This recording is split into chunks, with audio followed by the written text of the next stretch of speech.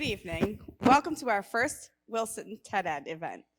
The TED Ed Club is a new club at Wilson this year. TED Talks began as an annual event where experts in technology, entertainment, and design would gather to give speeches on various topics. The slogan for TED is Ideas Worth Spreading. TED Ed builds on this idea, allowing members to select ideas they feel are worth spreading, research those topics, and use the research to create a talk. Tonight you will hear the talks that the club members have been working on. We are so proud of our TED Ed speakers for all the hard work that they have done this year. We're continually impressed with the passion, dedication, focus, and confidence that they have demonstrated throughout the process of creating and practicing their talks. Before we begin the talks, we do want them to take a quick group picture, so we're going to have them come to the stage. So please welcome the TED Ed Club.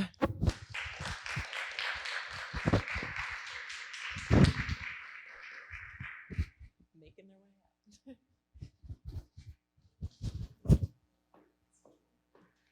A little more.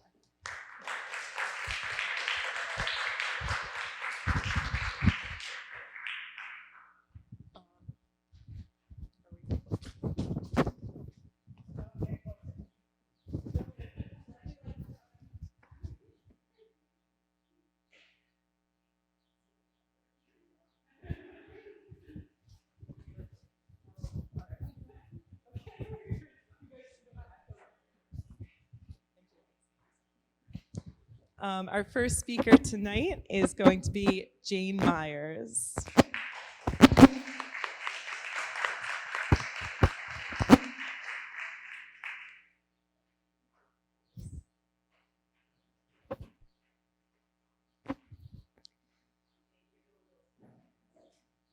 Testing. Okay.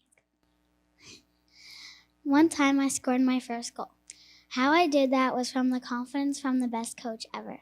He always says, "You can do this, Jane." He did not only give that confidence to me, but he also gave it to all my teammates. That's how we all worked together to make that goal. That goal tied up the game. My teammate had the ball. She was supposed to drive up the line to the goal and shoot, but she got knocked over before she could do that. I was able to take the ball, shoot, and score the goal. All my teammates were jumping up and down, screaming excitedly, and hugging me. My coach gave me a high five, and Dad congratulated me. This helped build my confidence for this game. My coach is the funniest, calmest, and the absolute best coach you can wish for. I'm so lucky to have him as my coach for soccer.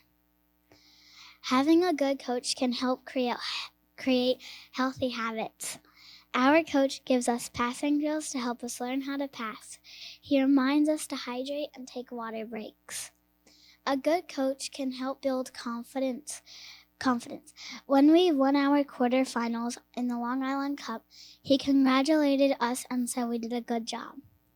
He said, "You guys have worked so hard to get this far." This made me feel so proud of myself and of my team. However, he didn't make us feel bad when we lost our semifinals. Instead, he reminded us that we had worked so hard and would have more games to win in the future. Our coach also helps us to practice good sportsmanship. He reminds us to congratulate others when they win. Whenever we have problems with our teammates, he calls us over and helps us work it out. He reminds us that we need to work together if we want to be a successful team. There's not a single coach like him, and that's what I love about my coach. Thank you.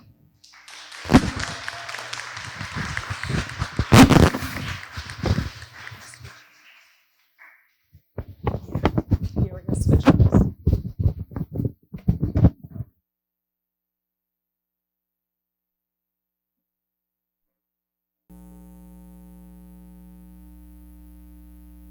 Testing, TED Ed Club. Perfection.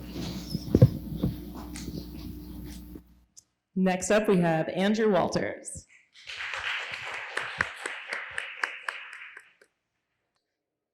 You know how every time you have a break from school or work, it goes so fast and suddenly you're straight back to long hours of whatever you were doing? Well, I feel that too. Everybody, kids and grown-ups alike, needs downtime to process new information they have just learned. Some teachers take away time from recess just to learn more stuff, but this actually works against them. The more anybody learns without downtime to process information, the more they completely forget. More downtime will occupy an attention span and give time to process new information. Studies show that at recess, kids solve their problems much better than sitting inside a classroom. Letting kids run fast will help them develop coordination skills. Websites show that especially after missing in-person school during COVID-19, children need more opportunities to practice sharing, taking turns, and resolving conflicts. Studies show that children are more attentive in class after recess, have better mental ability, and performance improvement. They also have fewer behavioral problems. A study done in Fort Worth, Texas on fourth graders discovered that children that had just come back from the COVID-19 lockdown and had 45 minutes of daily recess had significantly less amount of stress than in their bodies after 3 months than students who only had 30 minutes of recess. Some ways we can improve businesses and schools in this matter are, instead of giving one long break, giving multiple short breaks throughout the day, and give times in the day where people can process information and do small bits of work, such as a time where you can finish up learning work later in the day and then relax. Thank you.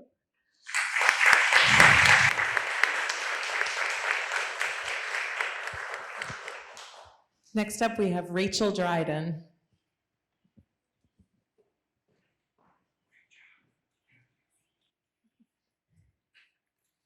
Naya is my beautiful big sister, and she has cerebral palsy with intellectual disabilities. When Naya was born, the doctor said she would never walk. But Naya proved the doctors wrong. With assistance, Naya was able to walk. By the way, she loves running on the treadmill. Since Naya was very young, she is in a school where she receives physical, occupational, and speech therapies. She loves her teachers at her school, and she's excited to see them. This program has been very helpful for Naya, but after she turns 21, sadly, she will no longer be able to go back to her school. Instead, she goes to one small setting with her peers. TED Ed speaker Michael Thomas states that there's not a lot of places to go for people with intellectual disabilities after high school, but there's hardly any programs in college. My idea is for the local community college to open a program where people with intellectual disabilities can have classes for what they enjoy, just like everyone else. And at the same time, they can learn at their own pace. For example, Naya loves her iPad and making mini movies, so she can have a class where she makes films. She also enjoys exercising. So programs like exercise science for people with disabilities would prove to be amazing. According to the Higher Education Opportunity Act, there is funding that helps pay for college for people with intellectual disabilities, but there's hardly any in New York State. Isn't New York one of the top states that has the most opportunities? But yet there are hardly any opportunities for people like Naya. That is not fair, nor is it equal opportunities for all. Naya was able to prove the doctors wrong because she did walk. I believe that she will continue to prove the intellectuals wrong if she's given the opportunities to prevail in a college setting. Just like everyone else, go for their bachelor's, their master's, and their PhDs in subjects of their choosing. Audience, together we can make a change and do what's right for people with intellectual disabilities. Thank you for listening.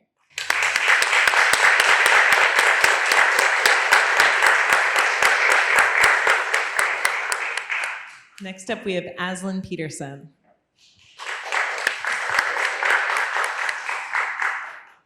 I had a dog when I was a baby. His name was Lovey.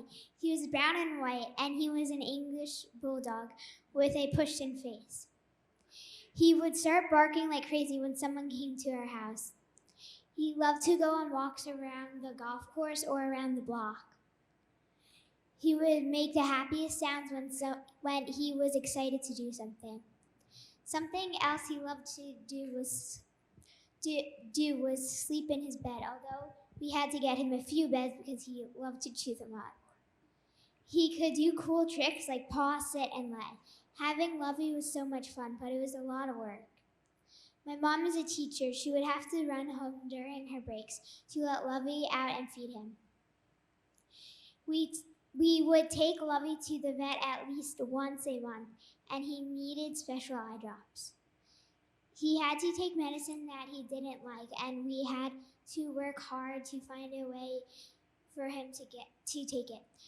We had to make sure he was never around chocolate because it made him really sick. It is important to be educated about the care that is needed for a pet before you get it. People need to know their pet's needs and have to be ready for a big responsibility. Someone who wants a pet should be prepared for all the care a dog needs.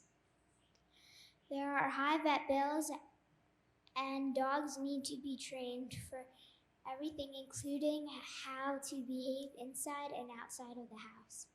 According to Zebra Resource Center, 6.5 million dogs are abandoned or put in shelters each year. If people are unprepared, things can go wrong. For example, dogs cannot have some food bones because it can hurt them badly. Dogs sometimes eat things they are not supposed to. It is up to us to train them. Unfortunately, some people struggle to take care of their pets. To help solve this problem, I have an idea for an app. It would include information about dog care, health, food, and exercise. This app would help people take care of their dogs better. Dogs bring so much joy to our lives. We must work hard to be the most responsible dog owners we can be. Thank you.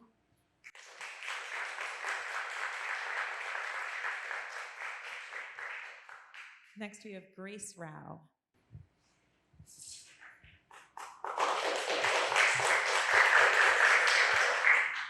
It all started when I watched a show about a girl on a boys' football team. The girl on the show thought that the closest she could get to the field would be if she was a cheerleader. Later in the show, the girl threw a football, and one of the coaches saw her do it and asked her to try out. Right when I started watching it, I felt like it wasn't fair that there was a boys' football team in Rockville Center, but not a girls'. I remembered the time when I went to Florida and bought a football with my sisters. After we got the football, we went to the house and played with it until dinner. The next day, we went to the park and played a game. It was my older sister, Juliana, and I against my little sister, Elena, and my mom. It was so fun playing with them because we pretended like it was a real game. I also remember when I watched a 49ers game with my dad and my uncle. It was on my 10th birthday when we watched it. I thought it was so cool how you could run so fast with a football in your hand and also make a touchdown at the same time. I think that every school that has a boys' football team should also have a girls' football team. Girls should have access to a girls-only football team because for as long as boys' football has been around, boys have always had their own team. Now it's our turn. According to the National Football League, some of the benefits to playing football are courage, strength, speed, and motor skills like hand-eye coordination. Football has also been shown to help build skills like focusing under chaos and building good work ethic. It's a great way to build confidence too. If there's girl football teams in school and out, it could lead to female football teams in the NFL, and that could lead to history. Football is an interesting sport that can make you faster and stronger. There should also be a football team at the high school that includes girls. It would be open for any age, and kids or adults can choose what team they want to be on. For example, a girls' team, a boys' team, or both girls and boys' team. If you don't want to be on a team, you should be able to take a class on any day that's available for you. When kids play football, it gives them a really good mindset and good reflexes. I really hope that someday this dream will come true. Thank you.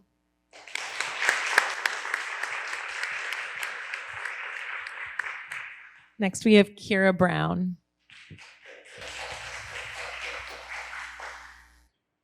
Hi, I like to start by telling you about one of my favorite creatures in the world, my bunny. Flopsy. He's a hollow bunny. He is brown and white and he has long soft ears that hang down. Sometimes I hold him like a baby and he starts to close his eyes and fall asleep.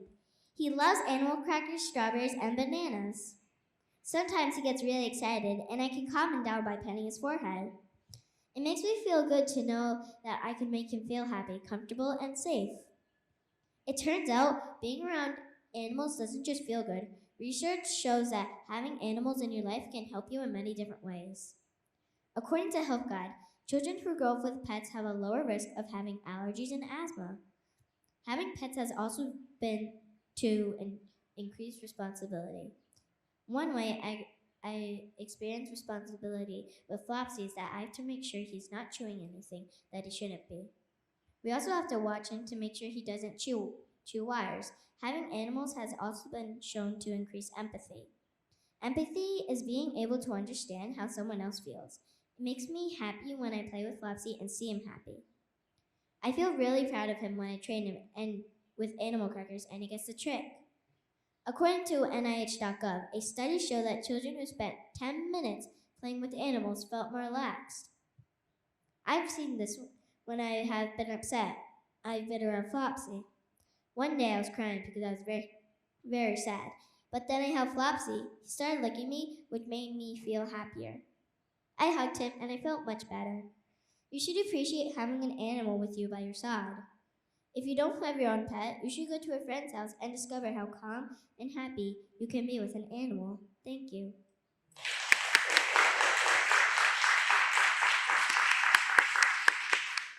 Next, we have Isabel Beau.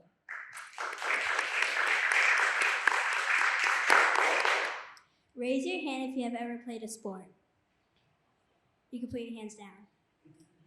Usually when you play a sport, you notice that you communicate, socialize, and help your friends a lot while you play the sport. I know that when I play basketball, I help my teammates by going onto the player who is guarding him or her, and my teammate goes around me. That can help them make the shot easier when nobody's in front of them. There are many moments like this in basketball that show me how important this sport is in learning social skills like communication and teamwork. According to the Office of Disease Prevention and Health Promotion, participating in sports can help kids learn skills like perseverance and resilience. Perseverance is when you push yourself through challenges even when it's hard. Resilience is the ability to bounce back after challenges and tough times. A time I experienced perseverance and resilience in my life is when I was trying to make a shot from the three-point line but could not make it. I was very upset and kept trying. I went to the park and kept practicing. After trying and trying, I eventually made it. It was the last basketball CYO game and there was 5 seconds left. I got the rebound, ran down the court, and at the last second with somebody in front of me, I shot the ball at the three-point line and made it in. I felt so happy and proud of myself. This has helped me be more confident in my games. Off the court, this has helped me feel more confident when taking tests and facing hard questions. I think to myself that I could do it and know that I studied the night before and did everything I could to prepare and I won't give up. When I get the test back and get the question correct, I feel so happy and excited. I was glad that I studied the night before, just like I was happy that I put so much practice into getting the three-point shot. I have an ideal program that can help with social skills. I want this program to be a school assembly and workshop. Kids will get to work on basketball skills and drills that include social skills and basketball in the workshop. This program will be a once-a-month assembly and workshop. Basketball has been my life sport and I love it. I believe that the social skills that you learn in basketball can be used not only on and off the court, but in your awesome and amazing everyday life. Thank you.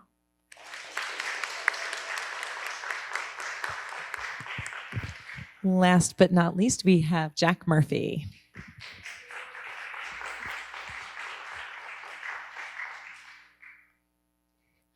I read a book recently called 2 Degrees by Alan Gratz, and it's from the perspective of 3 different kids going through serious problems caused by climate change. I love the book and definitely recommend it. Also, while we're on the topic, did you know that over 1 million species are at risk of extinction from climate change? That's a big number. It's estimated that a dozen species go extinct every single day. That's over 1,000 times the normal rate. Climate change is a big problem that most people know little to nothing about. And if we don't do something about it now, many species, including us, could be at serious risk. Luckily, we can do something about it. Companies like General Electric and Constellation Energy are building natural energy sources to cut down on coals and fossil fuels, one of the main reasons why climate change is happening. An example of natural energy sources are solar, wind, and hydro energy. If we don't stop using fossil fuels, the Earth will be too hot and will become less habitable. Climate change also causes wildfires and hurricanes. Although these businesses are putting together giant natural energy fields, these projects are expensive and take time. So even just one solar panel on your house can make a difference. Cutting down on electricity can help your wallet and the environment around you. It's a win-win. Did you know Rockville Center doesn't allow permits for solar panels on houses? That can't continue. I want my future kids to grow up in a healthy world that's not polluted or warming. And I'm sure you want the same for your grandkids. And let's make that dream a reality. I will do little things to make this dream a reality, like reuse water bottles, disconnect electronics not being used, and recycle plastic. And hopefully you can do that too. I will also ask my family to donate to companies building solar panels and wind turbines. And if we could all do the little things, they can make a huge difference in the world. Thank you.